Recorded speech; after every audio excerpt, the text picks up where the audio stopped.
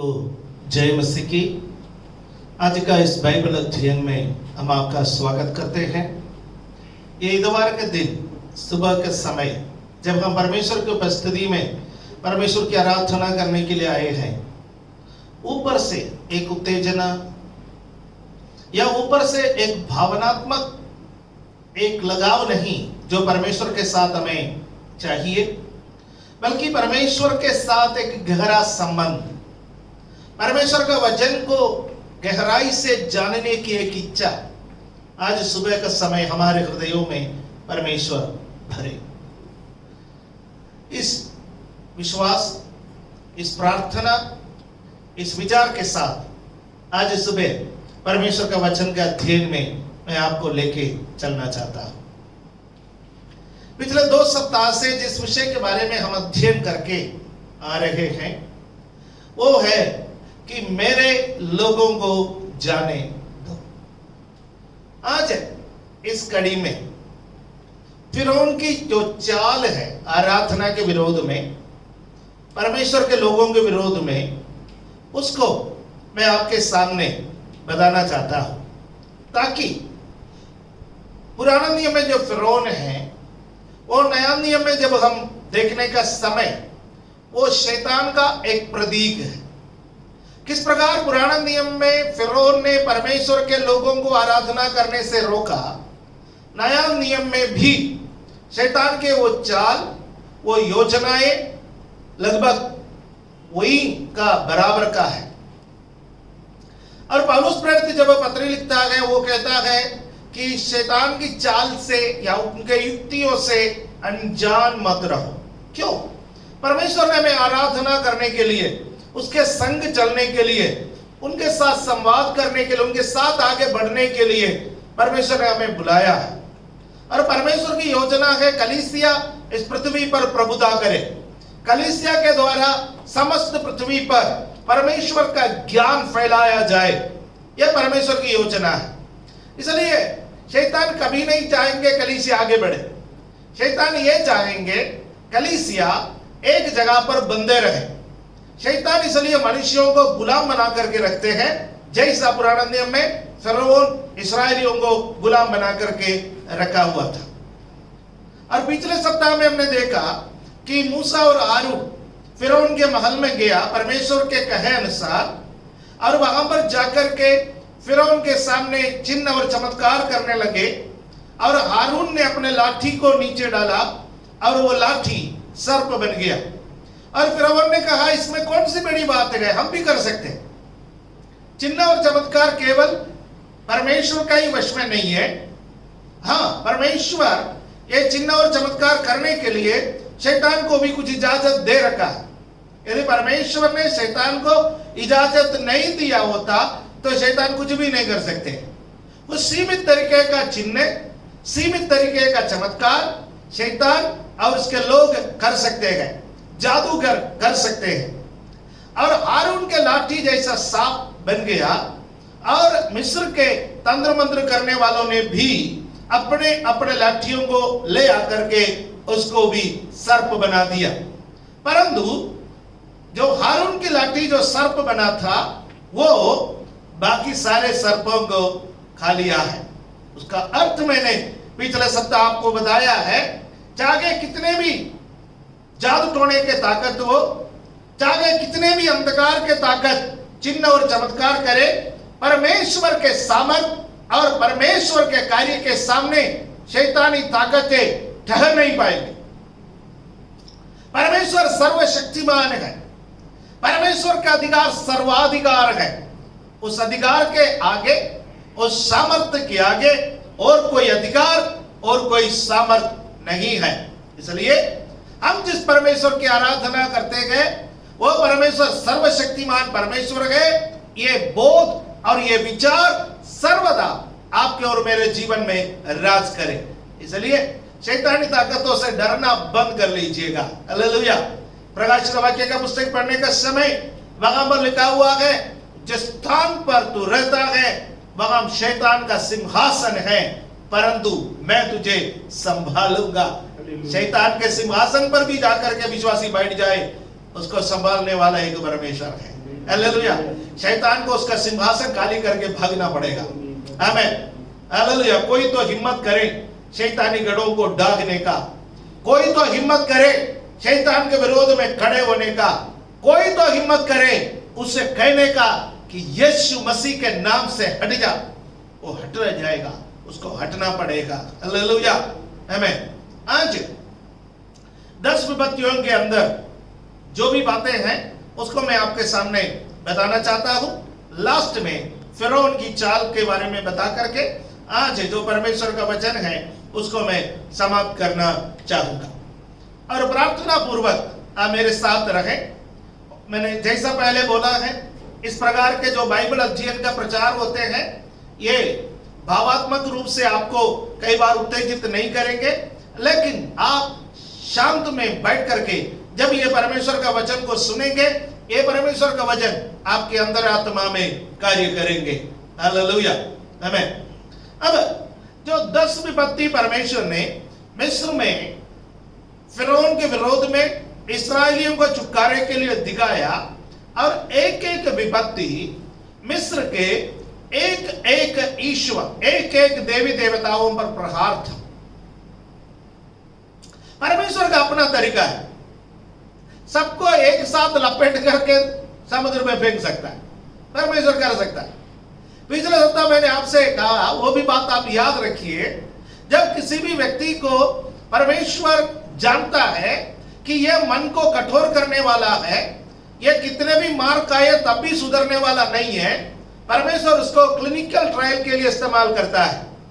इस्राएलियों को सिखाने के लिए, समस्त पृथ्वी पर परमेश्वर की महिमा को दर्शाने के लिए परमेश्वर ने फिरौन को इस्तेमाल किया है। इसके बारे में पिछले सप्ताह मैंने आपसे कहा। अब जो पहला विपत्ति जो मिस्र में आया, वो जो विपत्ति वो है पानी का लहू बहना। निर्गमन का पुस्तक 7वां अध्याय उसका 14वां पद से लेकर के 25वां पद तक पढ़ने का समय है, उसके बारे में लिखा हुआ है। ये पूरा पद को मैं फिलहाल पढ़ने के लिए नहीं जा रहा हूं। Exodus chapter 7 versus 14 to 25। आज हम 2 या 3 पद उसके बारे में पढ़ेंगे। एक्सोडस चैप्टर 7 वर्स 19, उसका 19वां पद को हम पढ़ेंगे और पढ़ करके हम आगे बढ़े। फिर यहोवा ने मूसा से कहा, हारून से कह कि अपनी लाठी लेकर मिस्र देश में जितना जल है, अर्थात उसकी नदियां, नहरें, झीलें और जलकुंड, सब जलाशयों के ऊपर उसको मारने के लिए, उसको दिखाने के लिए परमेश्वर ने आज्ञा दी। अब देखिए, नील नदी उसको वो मिस्र के जीवन में एक महत्व रखता है। नील नदी मिस्र के ऊपर एक महत्व रखने वाली नदी है। और परमेश्वर ने उनसे कहा कि यह नदी को मैं लहू बनाना चाहता हूं।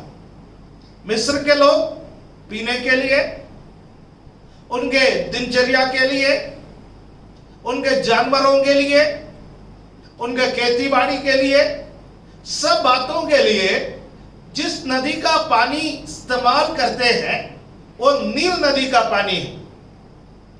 और इसके अलावा मिस्र में झील और अन्य जलाशय भी है। मीठे पानी के जितने सोते हैं, परमेश्वर ने क्या किया है, उन तमाम मीठे पानी के सोतों को लहू में बदलने का योजना बनाया है। परमेश्वर उनको बताना चाहता था कि छुटकारा लहू के बिना संभव नहीं है। ये इस्राएलियों के लिए एक चिन्ह है।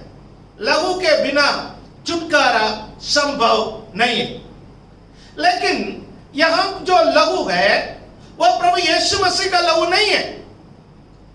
एक लहू जिसको हम शुरुआत में 10 विपत्ति का शुरुआत में देखते गए, और एक लघु 10 विपत्ति के सबसे आखिरी विपत्ति में हम देखते हैं। पहला विपत्ति में जो लघु है और आखिरी विपत्ति में जो लघु है, दोनों में अंदर है। हालेलुया।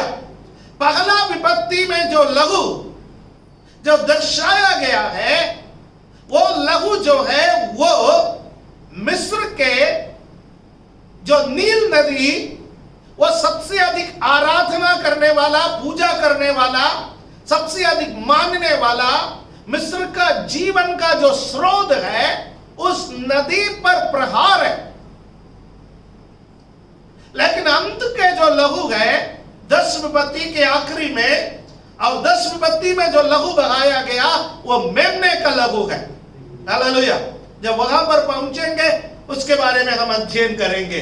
लेकिन ताजुब की बात है कि परमेश्वर ने लघु को दिखा करके सबसे पहले इस्राएलियों को यह बताया, लघु के बिना छुटकारा संभव नहीं है। हालेलुया। और यहां पर नील नदी के पानी लघु में परिवर्तित हो गया। अब फिरौन ने यह देखा नील नदी का पानी इस प्रकार लघु बन गया है, तो फिरौन ने कहा इसमें कौन सी बड़ी बात है, मेरे तांत्रिक लोग भी इस कार्य को कर सकते हैं। उसका 22वां पद को हम पढ़ेंगे 22। तब मिस्र के जादूगरों ने भी अपने तंत्र मंत्रों से वैसा ही किया, तो भी फिरौन का मन हठीला हो गया और यहोवा के कहने के अनुसार उसने मूसा और हारून की ना मानी। अब फिरौन ने कहा कि यह चमत्कार में कोई बड़ी बात नहीं है कि जो पानी को लहू बहाना, और वो जो पानी है वो मिस्र के जादूगरों ने भी पानी को लहू बना करके दिखा दिया है। 25वां पद को पढ़ेंगे 25 में क्या लिखा है, जब से यहोवा ने नील नदी को मारा था तब से 7 दिन हो चुके थे। नील नदी का पानी 7 दिन तक वहां पर लहू बन करके रहा, और उसमें जितने जीव जंतु थे सभी जीव जंतु मारे गए और बदबू निकलने लगे हैं। और हम बाइबल में पढ़ने के समय वहां पर लिखा है कि उधर के लोगों ने क्या किया, पीने के पानी के लिए, अपना रोजमर्रा का पानी के लिए नदी के किनारे में गड्ढे खोदने लगे, और जो पानी छन करके आते थे उसी पानी को पीने के लिए इस्तेमाल करते थे। और अब देखिए 7 दिन तक लोगों के जीवन में विपत्ति आया, फिरौन के जीवन में विपत्ति आया। ये सब होने के बावजूद भी उसका मन नहीं पिघला, उसका मन नहीं बदला, और उसने क्या किया है कि परमेश्वर के कहे के अनुसार, जैसा मूसा और हारून को परमेश्वर ने कहा ये मानेगा नहीं, वो माना ही नहीं। कई बार हम सोचते गए चिन्ह और चमत्कार लोगों को विश्वास में लाएंगे। याद रखिए, चिन्ह और चमत्कार लोगों को विश्वास में नहीं लाएंगे। लोग थोड़ी देर के लिए मान सकते हैं कि हाँ ये ठीक है, हाँ वो ठीक है, ये सही है, लेकिन थोड़े दिन के बाद लोग धीरे धीरे पीछे चले जाएंगे। हालेलुया, आमीन। हमारे सामने कई उदाहरण है, हमारे कई भाई बहनों के परिवार में उनके जीवन में चमत्कार हुआ, चिन्ह हुआ, परमेश्वर ने असंभव को संभव करके दिखाया, बीमारियों से उनको छुटकारा दे दी, उनके क्लेशों से परमेश्वर ने उनको छुड़ाया, उनके जीवन में हर जगह पर मत खा के आए, लेकिन परमेश्वर ने जीवन में कार्य किया। परंतु उनके रिश्तेदारों ने, उनके भाई बहनों ने, यहाँ तक कि उनका परिवार के अंदर के लोगों ने भी नहीं माना। हाँ, ये सब मानते हैं चमत्कार हुआ, लेकिन वो लोग यीशु मसीह के पास नहीं आएगा। इसलिए चिन्ह और चमत्कारों पर निर्भर रहने वाला एक आत्मिक जीवन आपको नहीं बिताना है। आपको आत्मिक जीवन बिताना है वचन पर आधारित। हालेलुया। और नील नदी का पानी लघु बन गया। ये नील नदी के जो देवता है उसका नाम हापी, और उसके ऊपर परमेश्वर का प्रहार था। और मैं नेट पर ढूंढा है ये देवी देवताओं का नाम सीखने के लिए, जो मिस्र के लोग जिन जिनकी आराधना करते थे, और अलग अलग साइट पर अलग अलग जानकारी है, कोई ऊपर नीचे करके भी बताता है। इसलिए आपने जिन बातों को पहले से सीख रखा है, यदि कोई अनुभवी व्यक्ति मेरा इस प्रचार को सुन रहे हैं, आप कहेंगे इस देवता का नाम ये था, इस देवता का नाम ये था, ये था। अलग अलग लोग अलग अलग प्रकार से इतिहास में से इसके बारे में बताते हैं। इसलिए मैं किसी भी देवी देवता का नाम पर मैं दावा नहीं करूंगा कि मैं जो बोल रहा हूं उसका नाम वैसा ही है, क्योंकि मैं उस फील्ड में कोई एक्सपर्ट नहीं हूं। और मुझे एक बात मालूम है, हमारा परमेश्वर ने चिन्ह और चमत्कार किया, और परमेश्वर ने उन तमाम झूठी ईश्वरों के ऊपर प्रहार किया, यह मुझे मालूम है। और मिस्र के लोगों की खासियत, मिस्र के लोग जो है कि अलग अलग प्रकार के ईश्वरों को मानते थे, और जो नील नदी को जीवन देने वाला ईश्वर मानते हैं। मिस्र के लोगों का सिद्धांत के अनुसार जीवन का उद्भव नील नदी से, राइट। नील नदी में एक छोटा सा अमीबा, एक छोटा सा जीव जंतु वो उत्पन्न हो गया, उसके बाद वो थोड़ा बड़ा हो गया, उसके बाद उसको थोड़ा पैर आ गया, उसके बाद वो किनारे पर आने लगा, उसके बाद वो धीरे धीरे पैदल चलने लगा, उसके बाद वो विकसित हो करके मनुष्य बन गया। ये मिस्र का सिद्धांत है। याद रखना, मूसा भी यही सिद्धांत पढ़ करके बड़ा हो गया था, क्योंकि मूसा मिस्र के फिरौन का महल से शिक्षा प्राप्त की। इसलिए मूसा ने मिस्र का शिक्षाओं को त्याग दिया, और परमेश्वर ने जो शिक्षा उनको दी उसको अपनाया। इसलिए उत्पत्ति का पुस्तक में इवोल्यूशन का थियरी नहीं है, क्रिएशन की थियरी है। आमीन। इवोल्यूशन के थियरी अभी तक उसका प्रमाणित किया गया नहीं है। मनुष्य छोटे जीवियों से परिणाम या परिणमित होकर के या इवोल्यूशन में आकर के बाद में बंदर बन गया, बंदर से मनुष्य बन गया, यह थियरी को कोई प्रमाणिकता नहीं है। इसके बीच के कई कड़ियां अभी भी मिसिंग है। साइंस का विकास हो रहा है इस वक्त। आज साइंस जो बोल रहे हैं वो नहीं है कल बोलना, कल जो बोलेंगे वो नहीं है परसों बोलना। एक छोटा सा उदाहरण आपके सामने बताऊं, क्योंकि मैं ये सब इसलिए बोल रहा हूं, हमारे बच्चे जब 10वीं पास हो जाएंगे या 12वीं पास हो जाएंगे तो वो थोड़ा सा सीना तान करके बोलने लगता है कि हम साइंस के हैं, हम साइंस को मानते हैं, विज्ञान को मानते हैं, राइट। ये कोरोना वायरस ही आया है, अभी तक पता नहीं है ये वायरस मैन मेड है या नेचुरल है, अभी तक पता नहीं है। वैज्ञानिक लोग इसके बारे में अलग अलग प्रकार से अपना राय को प्रकट करते हैं। कोई कहते हैं यदि यह नेचुरल होता तो ये सर्द इलाके में जन्म ले लिया तो ये गर्म इलाका में सर्वाइव नहीं कर सकते, हर मौसम में सर्वाइव नहीं कर सकते। इसलिए कुछ लोग इसको विश्वास करते हैं कि मैन मेड, ये मनुष्य के द्वारा निर्मित है और हर इलाका में ये प्रबल होने के लिए इसके अंदर क्षमता है। इसका वैक्सीनेशन के बारे में सोचिए, पहले बोलने लगा एक डोज लेकर के इतने समय के अंदर दूसरा डोज ले लेंगे, इफेक्टिव है। थोड़े दिन के बाद रिसर्च करने के बाद बोलने लगा पहला डोज लेने के और लंबे समय के बाद दूसरा डोज लिया जाए तब इफेक्टिव है। अब मैंने तीसरा भी एक राय पढ़ा है कि किसी कुछ वैज्ञानिकों ने कहा है कि एक डोज ही काफी है। अब एक डोज भी लिए हुए लोग हैं, 2 डोज भी लिए हुए लोग हैं। कोरोना जब आया उनको भी आया, कोरोना जब आया इनको भी आया, लेकिन ये वैज्ञानिक कहते हैं कि दोनों डोज लिए हैं तो उनके ऊपर असर कम है। लेकिन अब ऐसे भी लोगों को देख सकते हैं जिन्होंने दोनों डोज ले लिया वो भी इस संसार से चले गए। साइंस सीख रहे हैं, साइंस बढ़ रहे हैं। एक दवाई आज इस्तेमाल किया जाता है, कुछ समय के बाद वो दवाई को खत्म करके फिर दूसरा दवाई का इस्तेमाल किया जाता है। साइंस उसके बढ़ोतरी में है।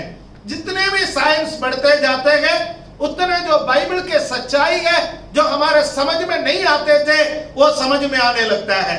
साइंस जितना बड़ा होता जाता है उतना परमेश्वर की महानता के बारे में समझने को हमको मौका मिलेगा, क्योंकि मनुष्य चूक करता है, परमेश्वर कभी भी चूक करने वाला परमेश्वर नहीं गए। हालेलुया।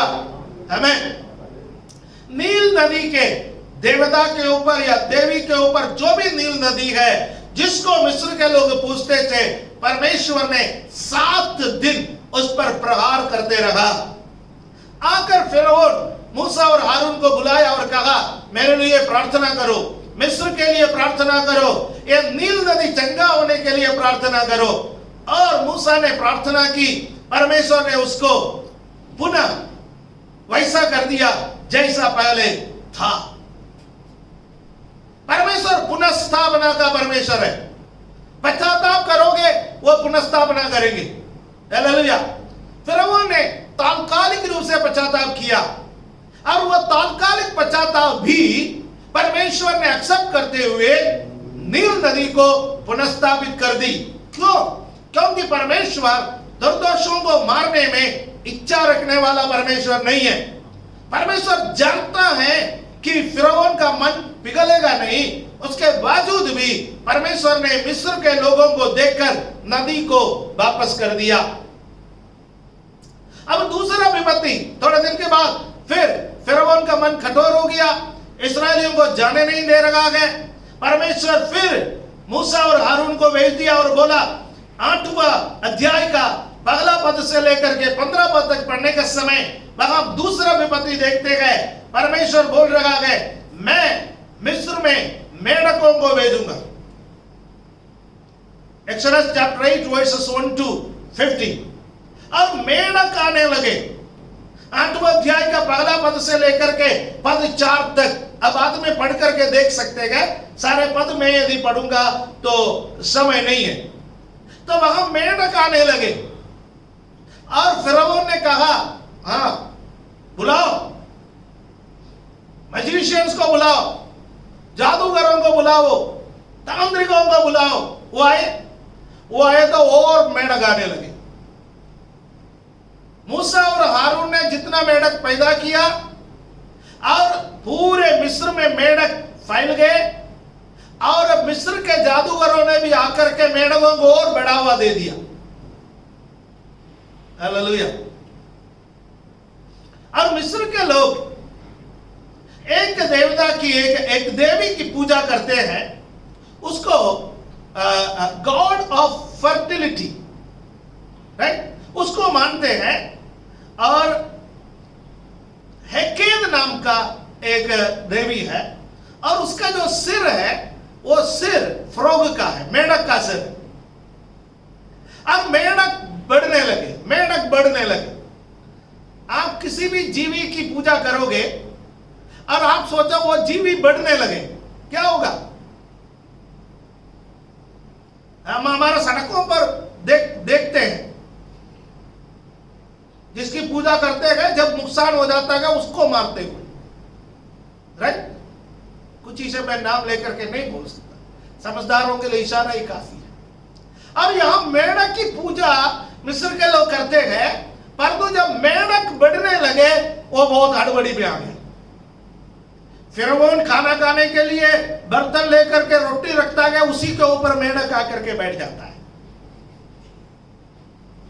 और टॉयलेट जाता है वहां मेढक। अब जाए तो कहां जाए? फिरौन के महल में मेढक, फिरौन के सिंहासन पर मेढक, फिरौन के बर्तन में मेढक, फिरौन के बाथरूम में मेढक, और बाकी लोगों का स्थिति क्या बता दिया जाए। आखिर मेढकों से तंग आ गया। फिर मूसा और हारून को बुलाया और कहा कैसे भी हटा दो, इसको हटा दो। और मूसा ने प्रार्थना की और सारे मेढक जहां थे वही मर गए। केवल नदियों में रह गए मेढक, बाकी जगहों पर जगह सूखी जगहों पर मेढक थे, सब वहां पर मर गए।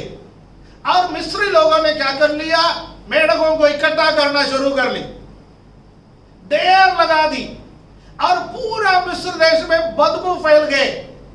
मेढक सड़ने से बदबू फैल गए। ये बदबू से भी उसका हृदय में कोई परिवर्तन नहीं आया। हर बार वो बोलता है चलो तुम लोग जाने दो, मैं जाने दूंगा, लेकिन जब विपत्ति हट जाता है वो कहता है मैं जाने नहीं दूंगा। तो दो विपत्ति हो गया और तीसरा विपत्ति आया है, वो 8वां अध्याय का 16वां पद से लेकर के 19वां पद तक लिखा हुआ है और 16वां पद को हम पढ़ेंगे। Exodus chapter 8 verse 16। फिर यहोवा ने मूसा से कहा, हारून को आज्ञा दे, तू अपनी लाठी बढ़ाकर भूमि की धूल पर मार, जिससे वो मिस्र देश भर में कुड़कियां बन जाएंगे।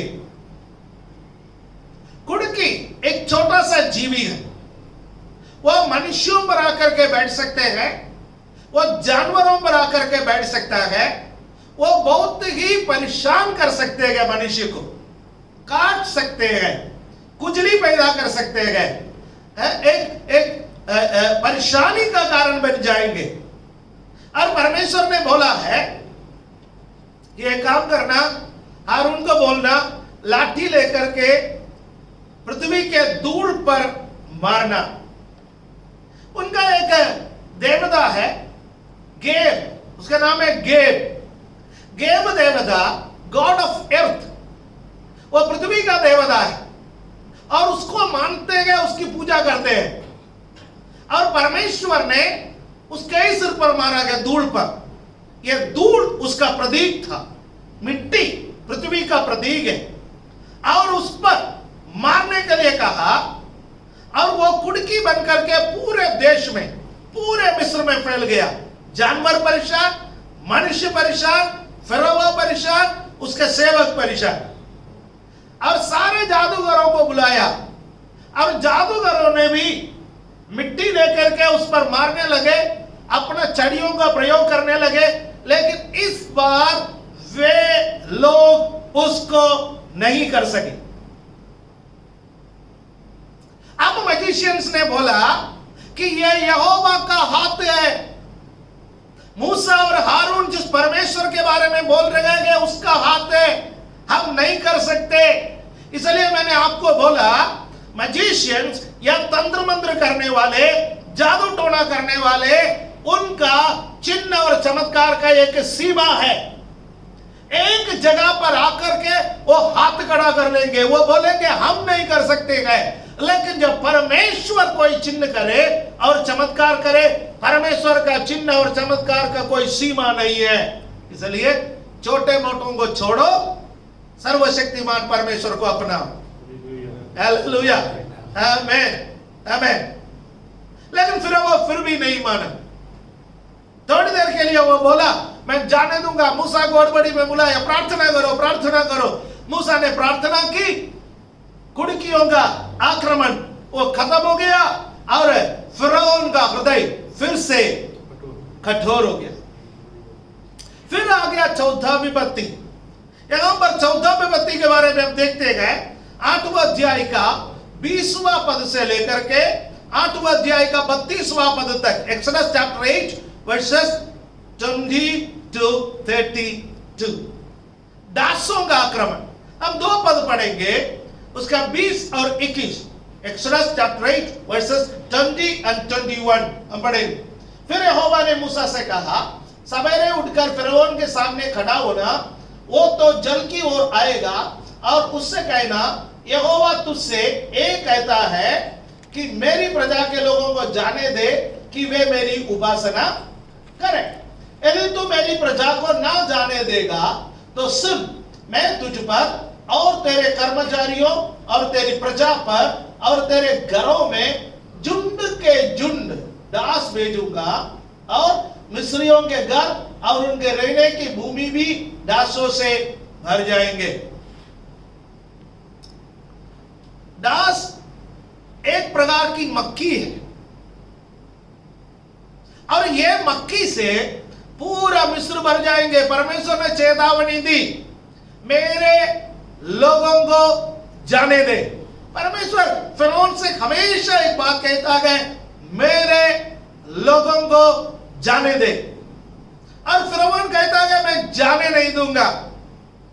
मिस्री लोग एक देवता की पूजा करते हैं जिसका नाम है केप्री। केप्री नामक एक देवता है और वह मक्खियों का देवता है। उसके सिर मक्खियों का सिर है। शरीर मनुष्य का है लेकिन उसका सिर मक्खी है, मक्खी का सिर है। और परमेश्वर ने उस मक्खी देवता को प्रताड़ित किया है। मक्खी देवता से पूरा ये मिस्र को भर दिया। फिर मूसा को बुलाया, कहा जाने देंगे, प्रार्थना करो। प्रार्थना किया, मक्खी खत्म, मक्खी सब मर गए और फिरौन का मन और कठोर हो गए। अभी तक हम देखे हैं नील नदी के ऊपर परमेश्वर का प्रहार आया, मेंढक देवता के ऊपर परमेश्वर का प्रहार आया, पृथ्वी देवता के ऊपर परमेश्वर का प्रहार आया कुटकियों के द्वारा, और मक्खी देवता के ऊपर परमेश्वर का प्रहार आया। और ये सब से उसको ज्यादा नुकसान नहीं हुआ। फिरौन जब बैठ करके सोचे तो परेशान हुआ, नुकसान नहीं हुआ। दो चीजें हैं, एक परेशान होना, एक नुकसान होना। अभी तक कोई मरा नहीं है। मेंढक काट लिया, किसी ने मरा हो, नहीं मरा।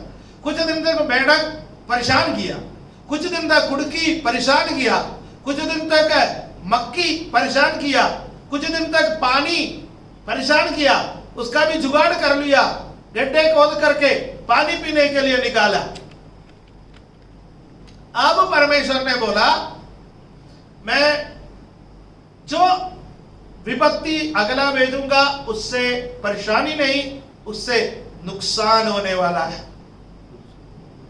आज आप देखिए कि जो पांचवा विपत्ति परमेश्वर ने भेजा वो निर्गमन का पुस्तक 9वां अध्याय पहला पद से लेकर के 7वां पद तक लिखा है।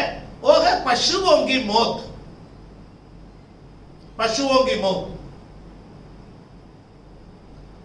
और मिस्र लोग एक देवता की पूजा करते थे और वो देवता है God of love and protection. प्यार का देवता है, वो सुरक्षा का देवता है। उसका खासियत है, उसके जो सिर है एक गाय का सिर है, एक गाय का सिर, हेड ऑफ ए काउ। और परमेश्वर ने क्या किया, मिस्र के जानवरों पर प्रहार करना आरंभ कर लिया और एक एक करके जानवर मरने लगे। जब जानवर मरने लगे, सारे जानवर खत्म होने से पहले फिरौन ने मूसा को बुलाया, प्रेयर करो। कुछ लोग ऐसा है, जब तक परेशानी नहीं आता है तब तक प्रार्थना करते ही नहीं। परेशानी है, अरे 24 घंटे प्रार्थना है, बैठ करके करेंगे, खड़े होकर के करेंगे, लेट के करेंगे, सिर के बल भी प्रार्थना करने के लिए तैयार है। हमारे जूम मीटिंग में हर दिन का प्रार्थना में शुरुआती दौर पर कुछ लोग बड़े उत्सुकता से भाग लेते थे। आजकल उन लोगों को कम दिखाई दे रहे। क्यों दिखाई दे रहा है मुझे पता नहीं। अगला परेशानी का इंतजार कर रहे गए तो उससे पहले वापस आइए। परमेश्वर परेशानी में ढूंढने का माध्यम नहीं है। हालेलुया, आमीन। परेशानी हो या ना हो, सुख हो या दुख हो, जीवन में किसी भी परिस्थिति हो, परमेश्वर को मानना, परमेश्वर की आराधना करना, परमेश्वर के पीछे चलना, परमेश्वर का वचन पढ़ना, परमेश्वर का भजन गाना हमारा कर्तव्य है। हमें उसके लिए बुलाया गया है। हालेलुया। फिरौन का स्वभाव क्या है? परेशानी नहीं है परमेश्वर के खिलाफ, परेशानी है प्रार्थना करो। फिरौन के स्वभाव आपके अंदर है, आज उस स्वभाव में परिवर्तन लाइए। परमेश्वर भी कहां जोड़ने वाला है? छठा विपत्ति भेजा। छठा विपत्ति निर्गमन 9वां अध्याय उसका 8वां पद से लेकर के उसका 12वां पद तक लिखा है, वो है फोड़ों का निकलना। मनुष्यों पर फोड़े निकलने लगे, जानवरों पर फोड़े निकलने लगे। पहले परमेश्वर ने जानवरों पर मौत बरसा दी, उसके बाद अब मनुष्यों को छूने लगा परमेश्वर।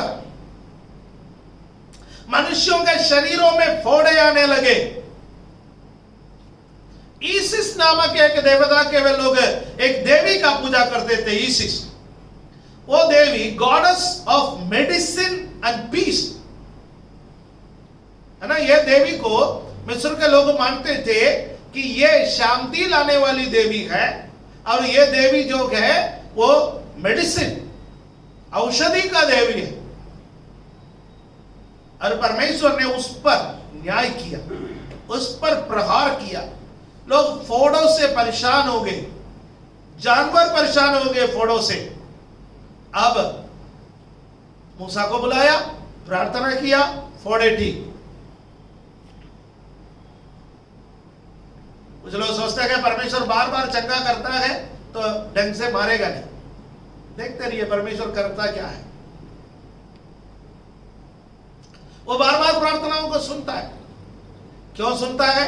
यदि आप पीछे हटने के बावजूद भी बार बार परमेश्वर आपका प्रार्थनाओं को सुनता है, तो याद रखना आपके लिए एक लाल सागर तैयार कर रहे हो।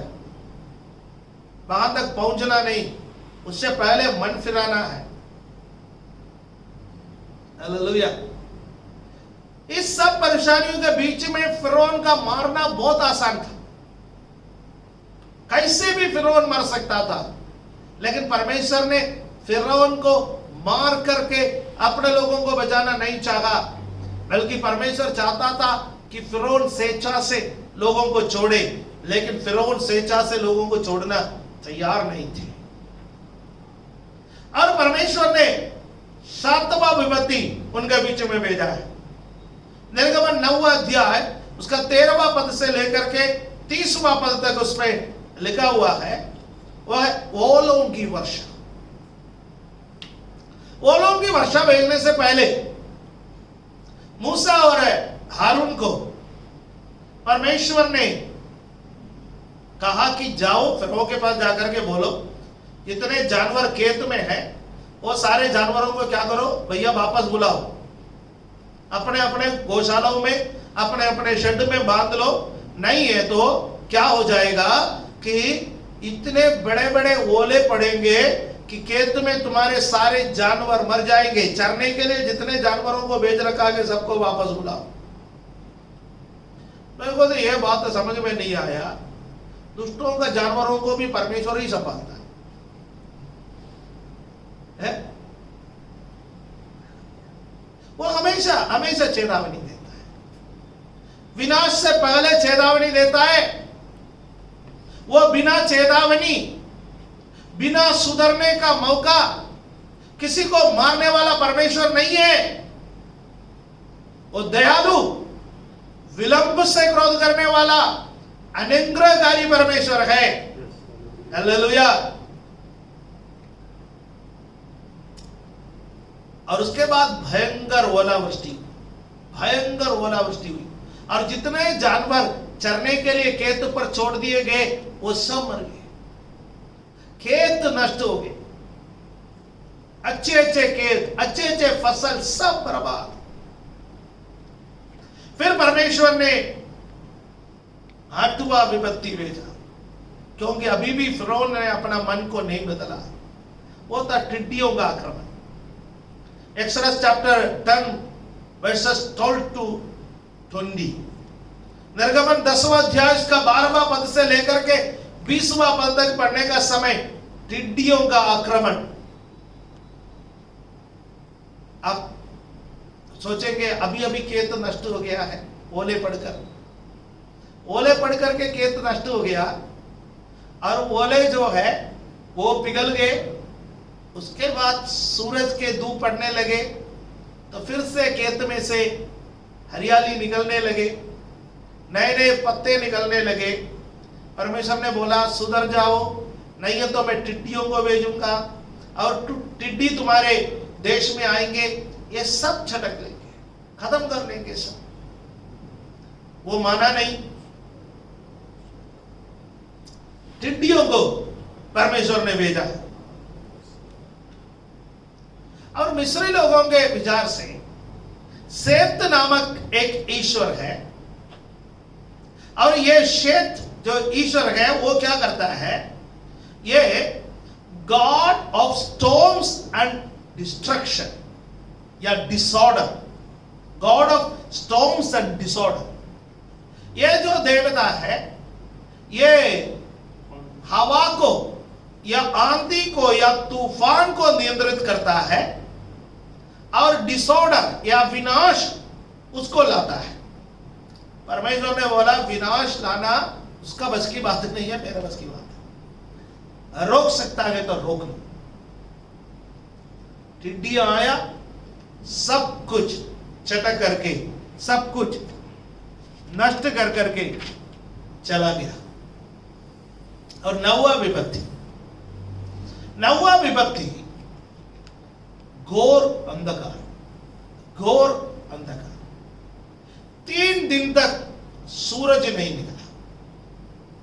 निर्गमन 10वां अध्याय उसका 21 से लेकर के 29 तक, एक्सोडस चैप्टर 10 वर्सेस 21 to 29।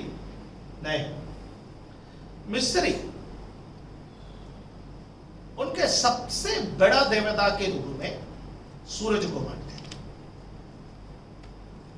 सूरज से भी बड़ा एक देवता को मानते थे, उसको बारे में मैं बाद में बोलूंगा, लेकिन सबसे बड़ा देवताओं में से एक सूरज थे। और परमेश्वर ने 3 दिन तक इस सूरज के रोशनी को पृथ्वी पर पड़ने के लिए नहीं दिया। उनके सारे सिस्टम फेल हो गए। घोर अंधकार, दिन और रात, दिन और रात, घोर अंधकार। और फिरौन ने कहा हम जाने देंगे। मूसा और हारून ने प्रार्थना की, दोबारा जाने नहीं दिया। अब इस वक्त इसके अलावा फिरौन ने एक और काम किया है। हम उसके 28 और 29वां पद को पढ़ेंगे, 10वां अध्याय का, चैप्टर 10 वर्सेस 28 एंड 29। ये महत्वपूर्ण है, इसलिए मैं पढ़वाना चाहता हूं। तब फिरौन ने उनसे कहा मेरे सामने से चला जा और सचेत रह, मुझे अपना मुख फिर न दिखाना, क्योंकि जिस दिन तू मुझे मुंह दिखलाए उसी दिन तू मारा जाएगा। नेक्स्ट, मूसा ने कहा तूने ठीक कहा है, मैं तेरे मुंह को फिर कभी ना देखूंगा। ये बात ध्यान रखना। जब घोर अंधकार की विपत्ति आए, फिरौन ने अपना ट्रिक को इस्तेमाल किया, अपना चाल को इस्तेमाल किया। और मूसा ने कहा नहीं, हम यदि जाएंगे तो सभी लोग जाएंगे। और फिरौन ने मूसा से कहा ऐसा नहीं, आगे से मेरे दरबार में मत आना, मेरा मुंह देखने के लिए नहीं आना, अपना मुंह मुझे दिखाना मत, मेरे सामने से निकल जा, और किसी दिन मेरे दरबार में आओगे मारे जाओगे। और मूसा ने कहा ऐसा ही हो, कुछ दुष्टों की इच्छा पूरी होने दो। और आप पूरा बाइबल पढ़िए, दोबारा कभी मूसा फिरौन का मुंह नहीं देखा, ना फिरौन मूसा के मुंह को देखा। जो काम करना है परमेश्वर ने बातों को अपने हाथ में ले लिया है। अब लड़ाई संसारिक नहीं रहा। अभी तक जो लड़ाई रहा है वो संसारिक लड़ाई था, लेकिन आयाम बदले। परमेश्वर ने इस लड़ाई को अपने आयाम में लेके गए। हालेलुया, आमीन। जो बातें आपके बस में नहीं है परमेश्वर को सौंप दो। हालेलुया। मैं एक वीडियो क्लिप ऐसा देख रहा था, उसमें एक संदेश था। संदेश ये है, जो गरुड़ चिड़िया है वो सांपों का शिकार करता है, सर्प को खाती है। और वो जो सर्प को खाते हैं तो वो जमीन पर आकर के सर्प को नहीं खाते, उसका एक तरीका है, वो सर्प को पकड़ के ऊंचाई पर ले जाते हैं। ऊंचाई पर ले जाने के बाद सर्प को बहुत ऊपर से नीचे छोड़ देता है। नीचे छोड़ने के बाद हवा में वो सर्प नीचे नीचे आता है, फिर आगे पकड़ लेता है, फिर ऊंचाई पर ले जाता है, फिर नीचे छोड़ता, फिर उसको पकड़ता है, उसको इतना ढीला कर देता है, उसको इतना ढीला कर देता है और वो हिल भी नहीं पाता सर्प। और वो पूरी तरह से जब ढीला हो जाता है फिर उसको खा लेता है, क्योंकि उसको पता है इसको जब तक इसको थका ना दे, इसको थका ना दे, इस सर्प को ढीला ना करे, ये मुझे लपेट सकते हैं। इसलिए वो कहां ले जाता है सर्प को? अपने आयाम में, ऊंचाई पर। कुछ बातें इस पृथ्वी पर हम डील कर ही नहीं सकते। फिरौन को जितना भी समझाओ, कुछ बातों से आप जितना भी डील करो, नहीं होगा, उसका समाधान नहीं होगा। इस पृथ्वी पर उसका समाधान नहीं है, सामने वाला समझेगा नहीं। उस वक्त आयाम बदलो, ऊंचाई पर ले जाओ। वो है मध्यस्थ प्रार्थना, वो है आत्मा में प्रार्थना, वो है परमेश्वर के हाथ में सौंपना। अब तक मूसा और हारून फरवा से डील कर रहा था, लेकिन डील करते करते करते डील बनी नहीं रहे। फिर वो बार बार अपने बयान को बदल रहे हैं, बातों को बदल रहे, और आखिर मूसा ने आयाम बदल दी, परमेश्वर के हाथ में सौंप दी। अब जो करना है परमेश्वर आपको करना, मैं इसका चेहरा देखने नहीं जाऊंगा, मैं इसका मुंह देखने नहीं जाऊंगा, मैं इसका दरबार में कभी नहीं जाऊंगा। वहां परमेश्वर का कार्य आरंभ हुआ। और जब 10वां विपत्ति आया, हालेलुया, जब 10वां विपत्ति आया और फिरौन को घुटना टेकना पड़ा। आज मैं 10वां विपत्ति के बारे में बोलूंगा, अगले सप्ताह के लिए उसको रखूंगा। लेकिन अभी तक मैंने जो बात कहा था उनके बीच में फिरौन के एक चाल है। मैं 5 बातें, 5 प्रकार के फिरौन के चाल है, वो मैं बताना चाहता हूं। मैं स्पिरिचुअल बातों पर अभी आया हूं।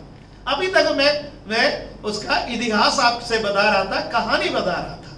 मैं अब आत्मिक बात पर जो आपको और मुझे सीखना है उस पर मैं अभी आया हूं। अभी तक कुछ लोगों को जरूर बोर लगा होगा, पास्टर जी ये सारे बातें इतना लंबा क्यों बोल रहा है। मैं पहले से आपसे कहा है, नए लोग भी हमें सुन रहे हैं, बच्चे भी हमें सुन रहे हैं।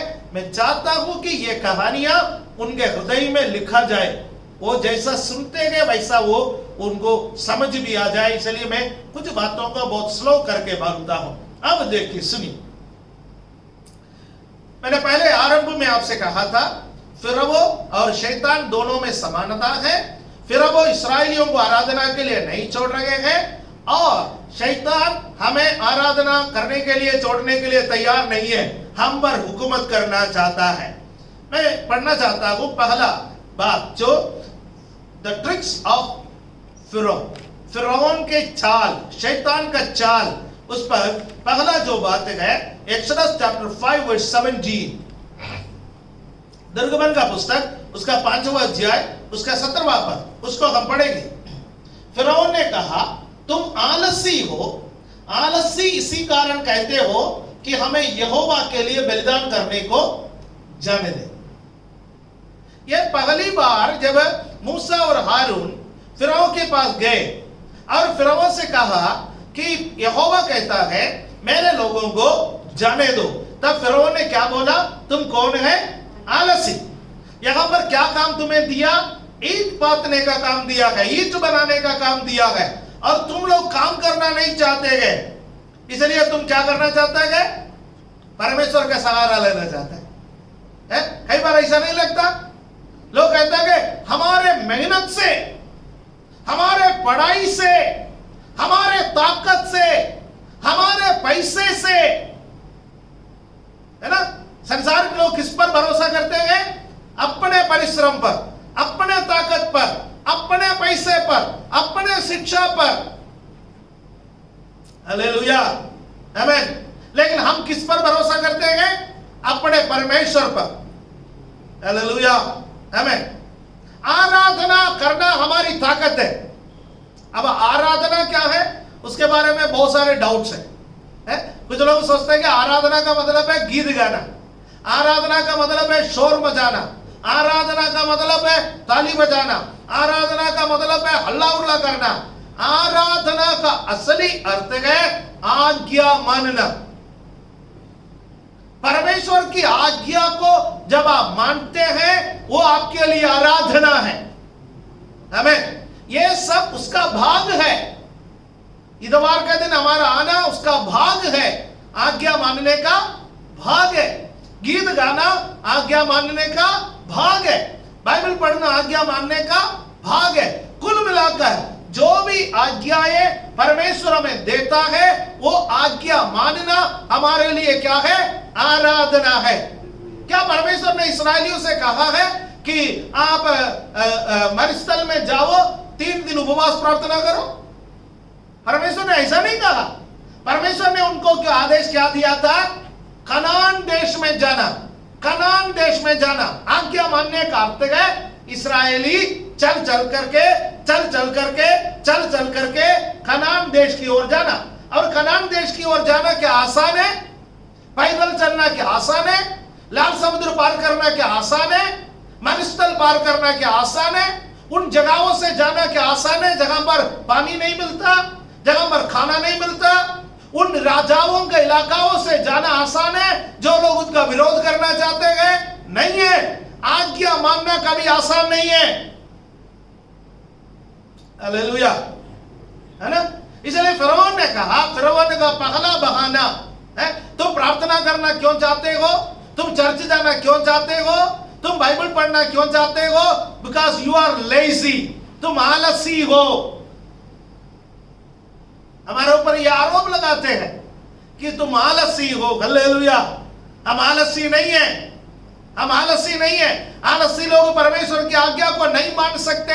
आज्ञा मानने के लिए परिश्रम करना पड़ता है, आज्ञा मानने के लिए चलना पड़ता है। फिर आलसी तो तुम हो।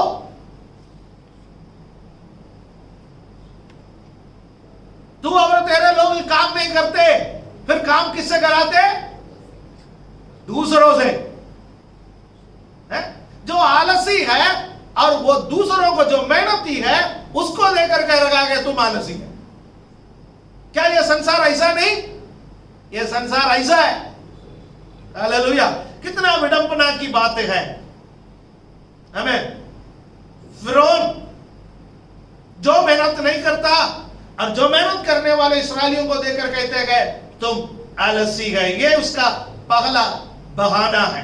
वो आपको काम पर बांध के रखना चाहते हैं, वो आपको सांसारिक बातों पर बांध के रखना चाहता है, वो आपको उसके इर्द गिर्द घुमा के रखना चाहता है।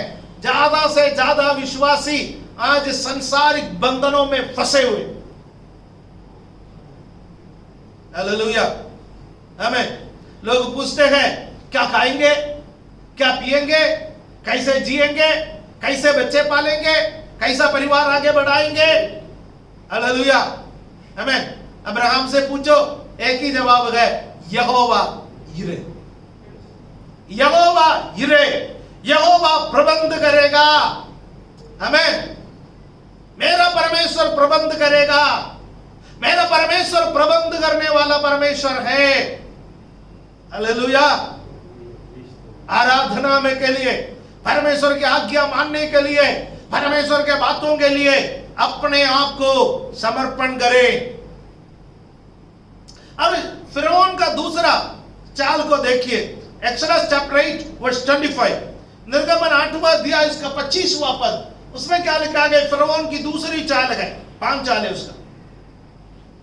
तब फिरौन ने मूसा और हारून को बुलवाकर कहा, तुम जाकर अपने परमेश्वर के लिए इसी देश में बलिदान करो।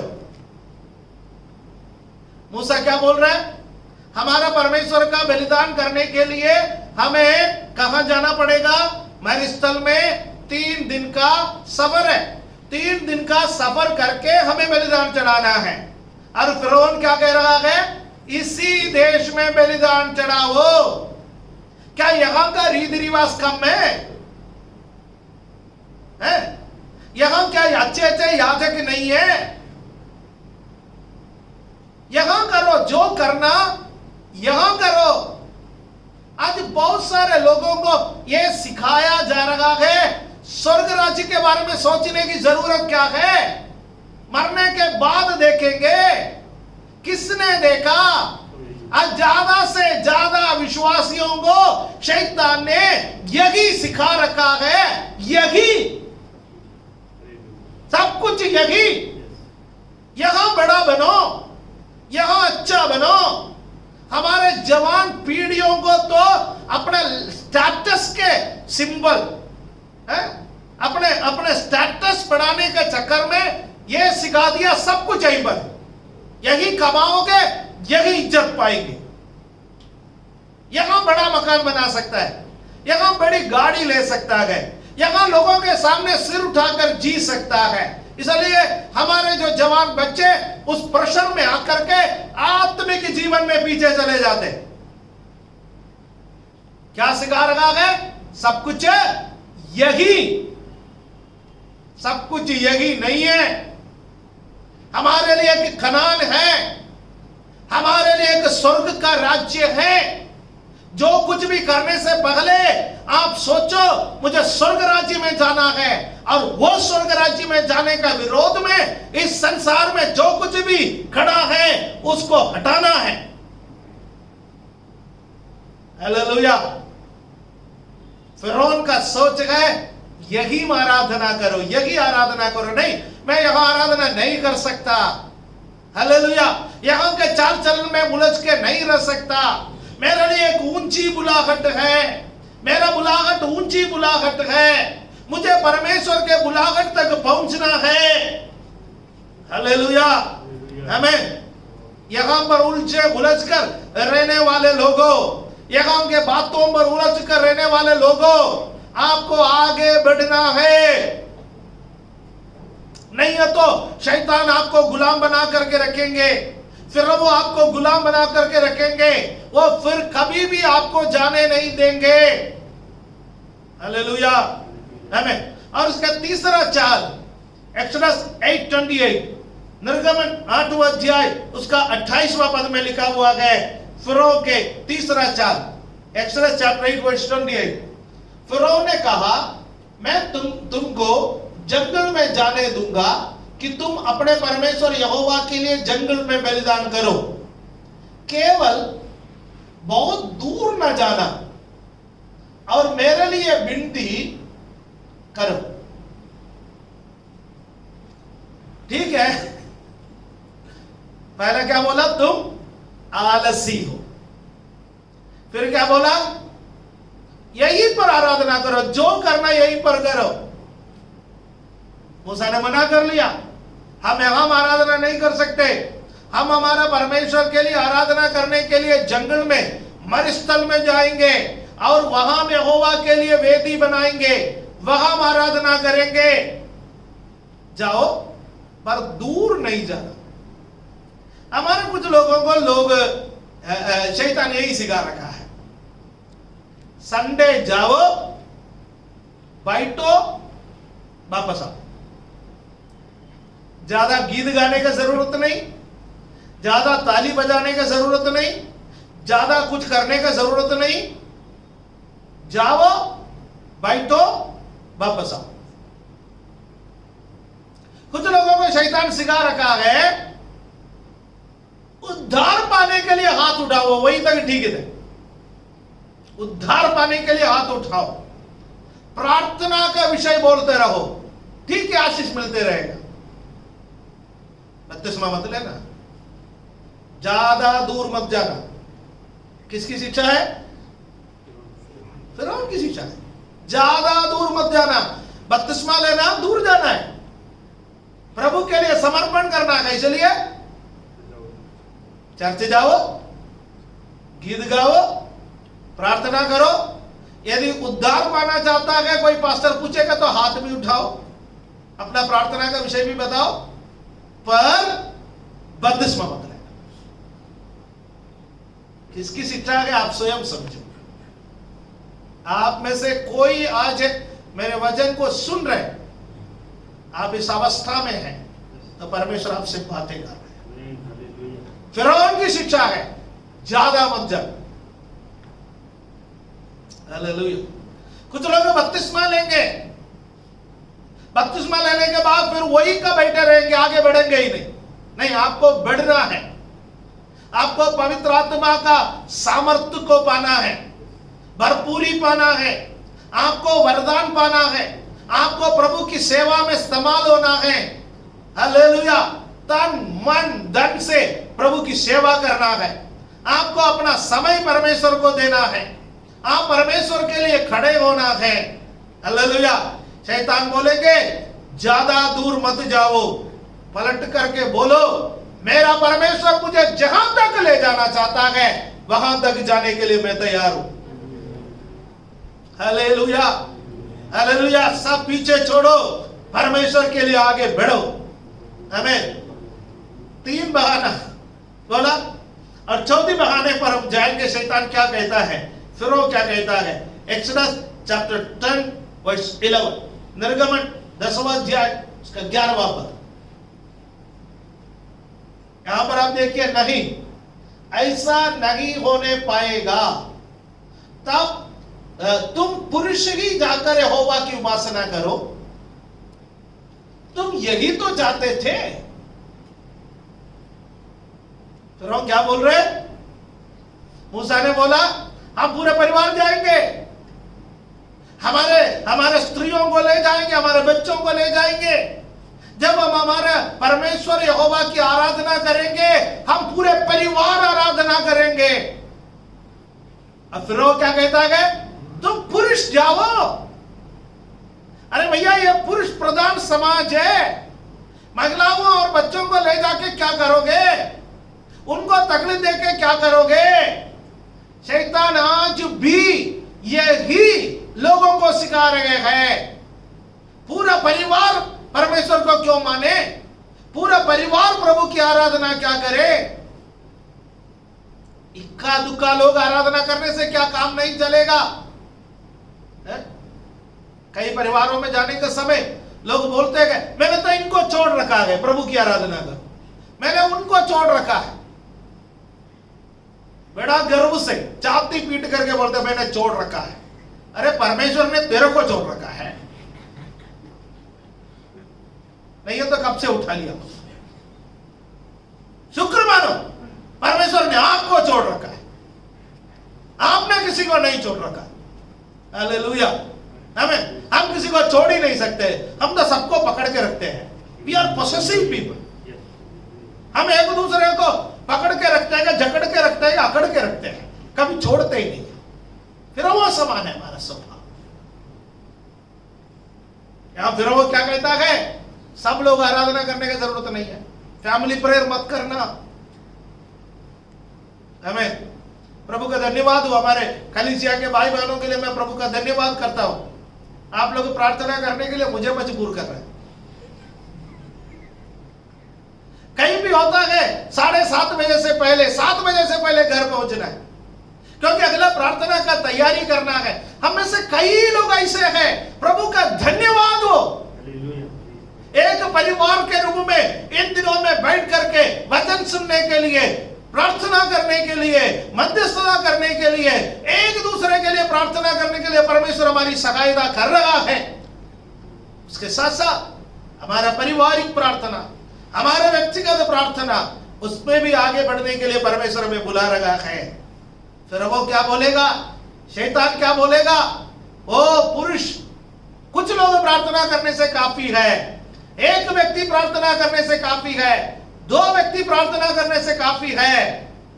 अब तो लॉकडाउन लगा हुआ है, पिछले 1.5 साल से कलीसियाएं बंद है। उससे पहले कि आपका जीवन के बारे में सोचो, क्या पूरे परिवार आराधना में आते थे या इक्का दुक्का आराधना में आते थे, या कभी कुछ लोग आते थे, या इतवार के दिन बाकी कभी काम नहीं होता था तब आप आराधना में आते थे? आपका जीवन कैसा है? यदि आपका जीवन हालेलुया, यदि आप सोच रहे हैं आराधना करना आलसी लोगों के लिए है, जिनके पास कोई काम नहीं है उनके लिए है, तो आप गलतफहमी में हैं। यदि आप सोचते हैं कि संसार में उलझ कर रहे, यही आराधना करते रहे, नहीं, हमको जाना है, परमेश्वर हमें हालेलुया जहां तक ले जाएंगे वहां तक हम जाएंगे, दूर नहीं जाएंगे। आप सोच रहे हैं तो आप गलत हैं। परमेश्वर के लिए बहुत दूर हम जाएंगे। केवल पुरुष जाए, कुछ लोग आराधना करें, हम सोचता है तो वो भी नहीं चलेगा। भारतीय पुरुष उल्टा सोचता है। हमने महिलाओं को आराधना के लिए छोड़ रखा है, ये बहनों का काम है ना, ये स्त्रियों का काम है प्रार्थना करना, आराधना करना। हम तो हमारा काम में लगे रहेंगे, नहीं, पूरे के पूरे परिवार हम आराधना करेंगे। 5वां चाल फिरौन का, एक्सोडस चैप्टर 10 वर्स 24, 10वां अध्याय का 24वां पद। इसमें क्या लिखा हुआ है? तब फिरौन ने मूसा को बुलवा कर कहा, तुम लोग जाओ, यहोवा की उपासना करो, अपने बालकों को भी संग ले जाओ, केवल अपने भेड़ बकरी और गाय बैल को छोड़ जाओ।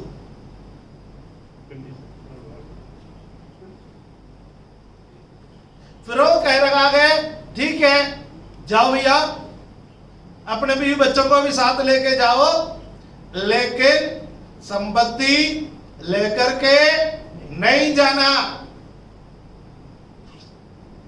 मुझे यहां पर एक यीशु मसीह के पास एक नौजवान आया, उनके कहानी आ रहा है।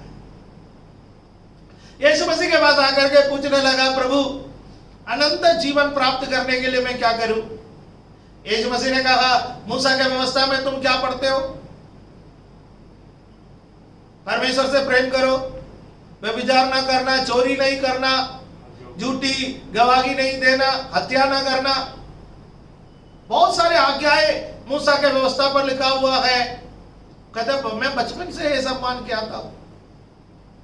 वाओ, चेहरा देखने से तो दिख तो नहीं रहा है बचपन से मान रहा है, लेकिन तुम मान रहे तो अच्छी बात है।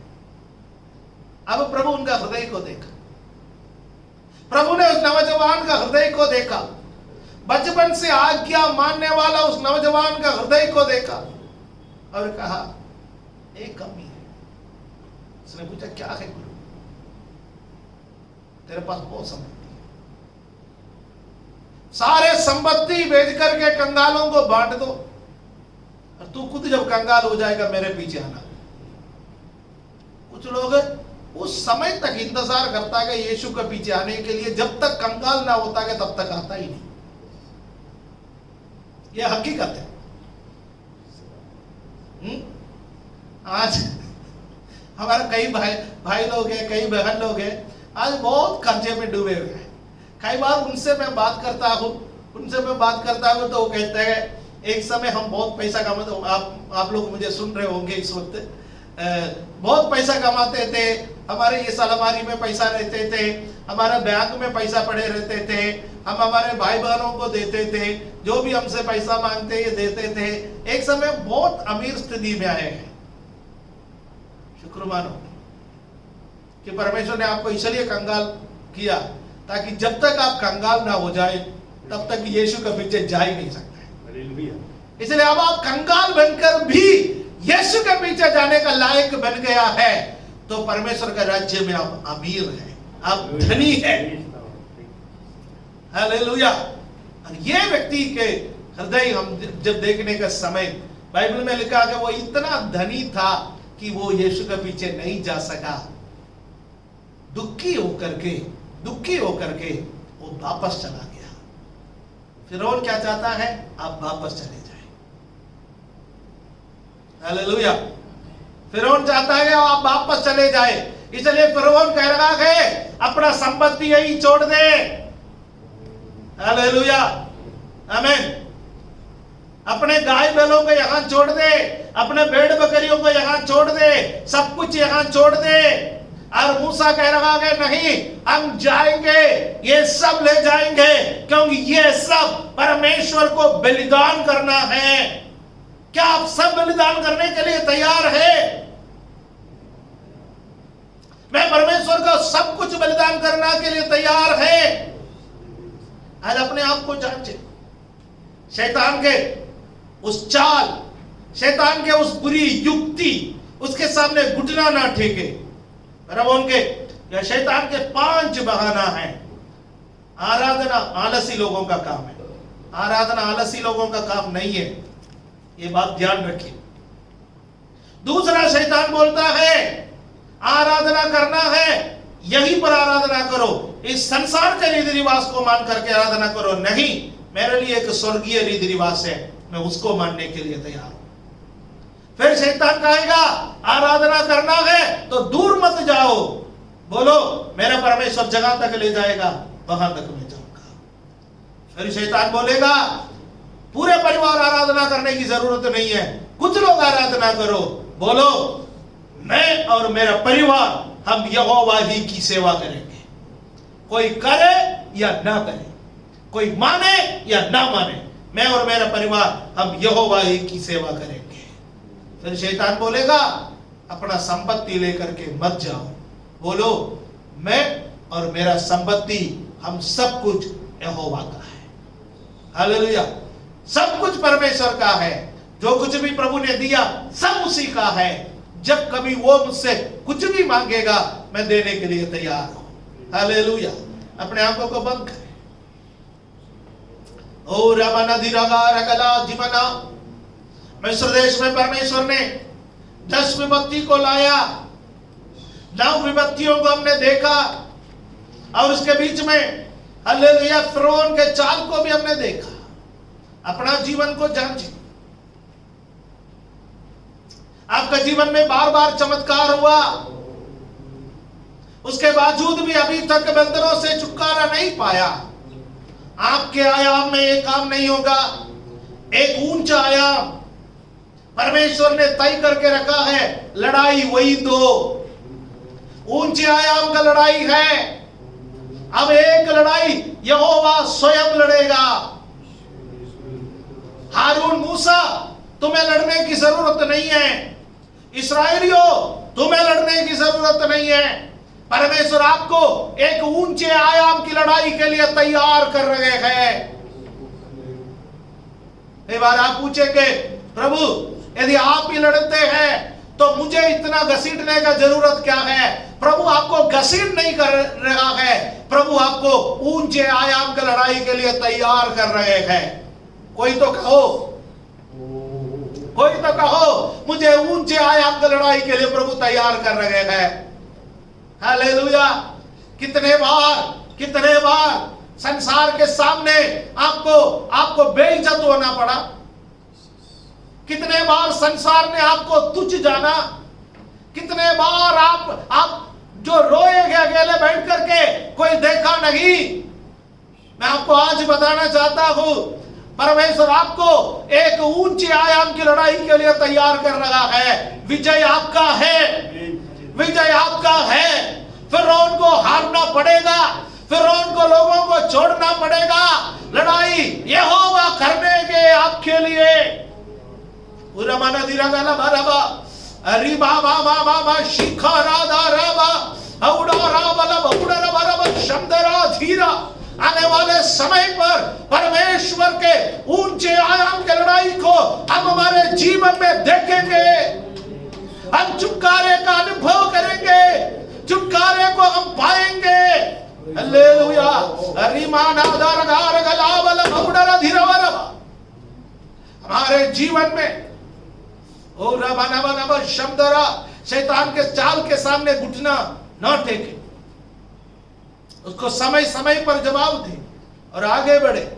Hallelujah, hallelujah.